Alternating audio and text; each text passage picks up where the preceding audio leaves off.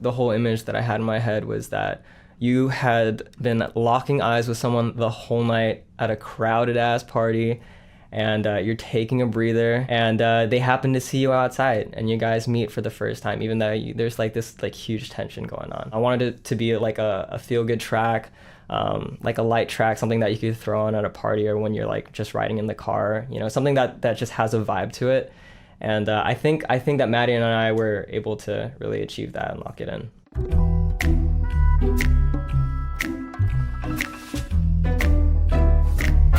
It's a collaboration between Marion and I, who produced the whole track, basically. Our teams were trying to link us together, and they were setting up a call for us to have. Prior to the call happening, my manager sent me over the beat that Marion made. But I wanted to kind of impress him by sending him something back right away. Immediately when I got it, I threw it into Logic, and I turned my microphone on, and I was like, I wonder what I can make so that I can send it over to him the next day, so that when we get on the call, I can play it for him out of my speakers. And I just thought it would be a cool little moment. So I think it was just a very natural and instant chemistry.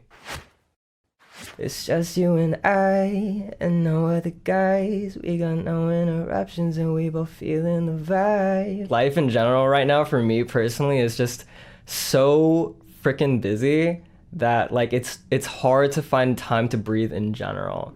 So when you're going out for the night, you're trying to just kind of get lost in it anyways. I think the funny thing here is that you're trying to take a breather from taking a breather, essentially, which I think is a little bit, you know, ironic. When you have that slight moment of intimacy with someone, it feels like time stops a little bit. Say I'm not your type, but I know what's on your mind. We could talk about nothing and we could see what it's like. I feel like a lot of people like to dance around words or like, you know, not say what they're really saying. And I think that you just want to get to the point.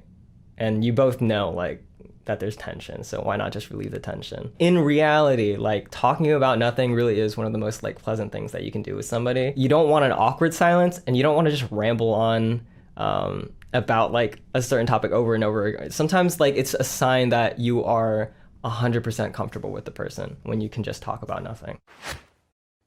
Don't lie, baby, don't lie.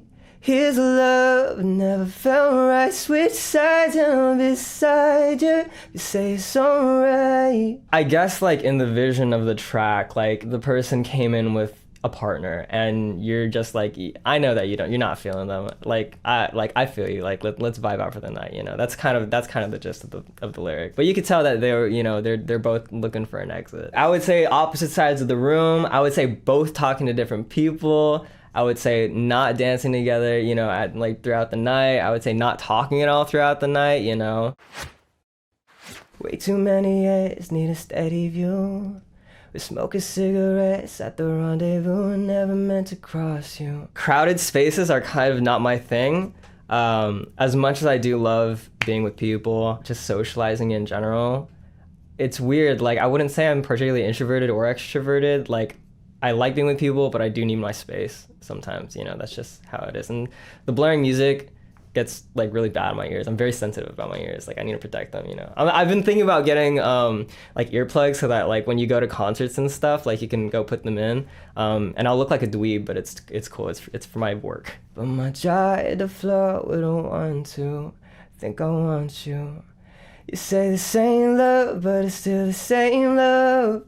Made love, anything to save ya. I feel like it's a little corny actually if you like just are trying to pick words out of like a rhyming scheme in order to like match it up together, right? And it's important how you like switch it up at the end. So same love, seicha, like it was just like a very natural sort of flow and it makes sense. I also enjoy the use of the word sate here because I feel like it's something that you don't hear often in this sort of genre of song. I feel like I treated this whole track as like an exercise in songwriting and collaboration. And I think it's so pleasant that like it's been received so well. It just means that, you know, there are tried and true rules for a reason. Don't be shy, you decide.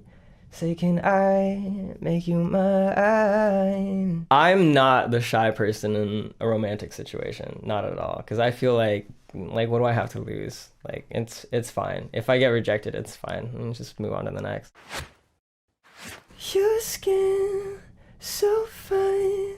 Come close, baby, put it on mine. beyond the like very present sexual tension that this line implies, in like an actual relationship, the little things like just like an arm on their back, or like, you know, laying your head on their shoulders, like that sort of thing is a closeness that you just can't fabricate. Like, it's so genuine and raw, and it's just intimate, you know? Your skin so fine, come close, baby, put it on mine. The one thing that really gets me is girls with short hair.